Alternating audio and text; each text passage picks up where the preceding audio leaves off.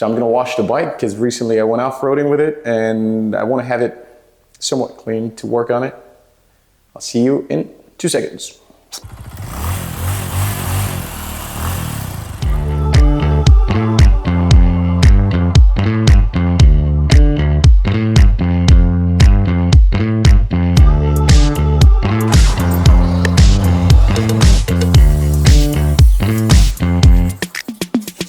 Good morning. This video might be a little bit different because there is no really an adventure involved. This is more of a maintenance. So this video is going to be specific about the CB500X. Now, every other bike should work fairly the same. Maybe there's a difference in bolt size, but overall it should all be the same. I always do whenever I'm going to start working on a vehicle, whether it's a car or a motorcycle, I look at what I'm going to change because usually the part might tell you how to work on it. So obviously you see there's a smaller one and a bigger one. The smaller one's going to be in the back and the bigger one's going to be in the front because that's where you're going to have the most braking power. Obviously because of weight transfer, the weight's going to go to the front, you're going to have more braking power at the front. So if you see here, there's a notch here, which I'm assuming is going to be on this side. And there's a hole here, which is probably this one, which is going to be holding it. For the most part, brake pads are going to be floating inside. That way you get even braking power from the calipers. So let's work on it. Ooh, first try.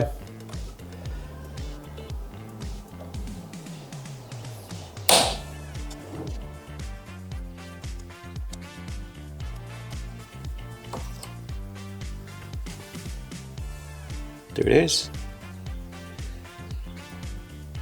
Take the opportunity as you go, especially if it's a vehicle that you're gonna try to use off-road. Take the opportunity to clean the parts as you go. What I'm gonna do is to put this one on the floor so I don't kick any parts.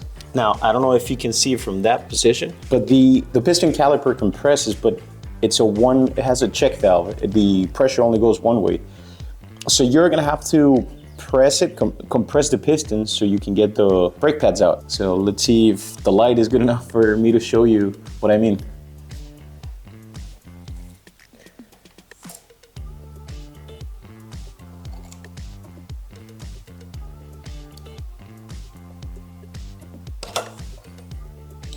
Yep. Look how, I don't know if it's gonna be blurry, hopefully you can see it. Look how thin it was running. So the same is going to be for the other side. Good. Yeah, good thing we're changing this. I've seen some people, as soon as they take their brake pads out, that's when they go in with the flathead screwdriver and they try to squeeze in the pistons. Now, the only reason I don't personally like that is because you might scratch your rotor disc. So if you want to go back and compress it, you can always stick the pad back in and use the pad as your leverage. So you're not putting the flathead screwdriver on your rotor disc. Now, make sure once you're mounting it that it hits the notch where it's supposed to go. If you look at it, you're going to have, hopefully it focuses, you're gonna have that notch. It has to, there's gonna be a notch at the top. So make sure you hit it so that way it aligns properly.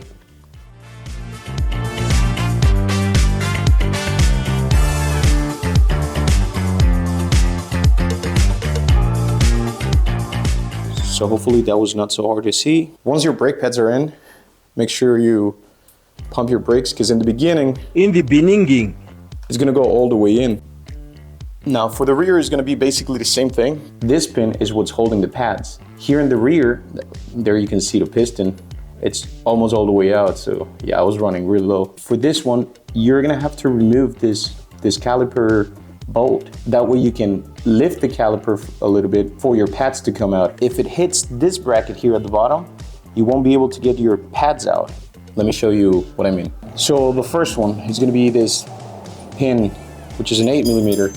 Now again, I'm gonna show you what I mean by them not being able to come out, even if you remove the pin entirely. is just because you don't have enough space here for the brake pads to come out. Now remember what I said of putting your flat head screwdriver in between the piston and the brake pads, not the rotor disc. So you can push the piston back. In the back, you're gonna have only one piston as opposed to the front where you're gonna have two pistons. So be mindful of that when you're pushing the pin on the front. The piston on the front, you push both, not just one. Okay, now it's all the way in. If I try to remove it, you're gonna see I'm gonna be hitting. It's not enough space for me to come out, so that's where this one comes in. Again, this is a 12 millimeter. I ran out of battery in the other one, and this one is almost empty. So hopefully I have enough battery at least to show you when this one comes out. If not, I'm gonna have to record with a GoPro, and it sucks, especially in low light setting, like this one, like being in the garage. I don't know, I've never been really a fan of GoPros. Personal preference. I think the quality of the video is not the greatest, but it's all I have for now. Well, no, I have a 1-360, which I'm in love with. And now I guess I have to use what has battery. There, I feel it coming. There it is. See, as soon as it lifts, I have enough space to move this out. As you can see, these ones were also really going thin. Look at the difference in pads between this one and this one. So yeah, don't do that. Now you're gonna be doing the same thing basically as the front. You're gonna make sure that you align this space to the front just so the hole in the back is good enough for you to slide your pin through it.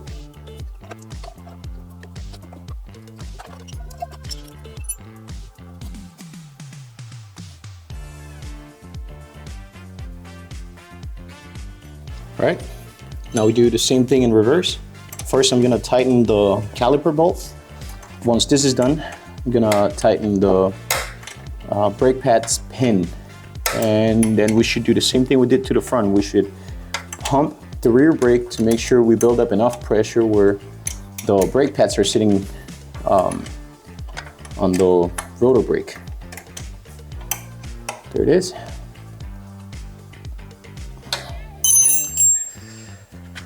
And same for this part. Again, I did it off camera, but make sure you do it when you're doing yours. Make sure you clean every part as you're putting it out. There it is.